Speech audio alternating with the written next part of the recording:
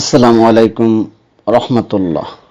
আজ আলোচনা করব Fazlur Rahman Memorial college of টেকনোলজিতে উজ্জ্বল তারার মতো এসে ছাত্রছাত্রীদের মন জয় করে সূর্যের মতো আলো ছড়িয়ে উচ্চতর পদে চলে যাওয়া এক মানবিক শিক্ষককে নিয়ে।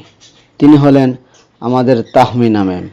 সবসময় যিনি থাকতেন হাসিমুখে ও পরিপাটি হয়ে।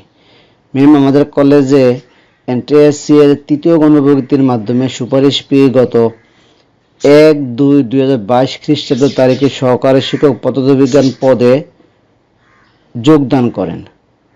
যোগদানের অল্প সময়েই তিনি ছাত্রছাত্রীদের প্রিয় ম্যাম হয়ে যান।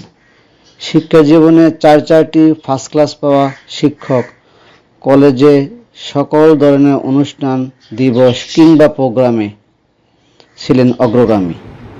এই গুণী শিক্ষক গত 8-9-2024 খ্রিস্টাব্দ তারিখে আমাদের কলেজ হতে বিদায় নিয়ে চলে যান। কলেজের পক্ষ থেকে ছোট পরিসরে বিদায় অনুষ্ঠানের মাধ্যমে ম্যামকে বিদায় দেওয়া হয়। বিদায় অনুষ্ঠানটি সঞ্চালনা করেন ডিজিটাল টেকনোলজি বিষয়ের সহকারী অধ্যাপক জনাব মোহাম্মদ গিয়াসউদ্দিন।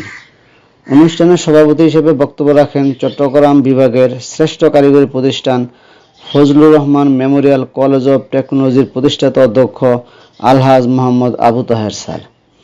বিদায়ী বক্তব্য পেশ করেন জনাব তাহমিনা আক্তার। বিদায় অনুষ্ঠানে কলেজের সকল শিক্ষক কর্মচারীগণ উপস্থিত ছিলেন। বিদায়ী শিক্ষক জনাব তাহমিনা আক্তার পারুয়ারা আব্দুল মতিন খসরু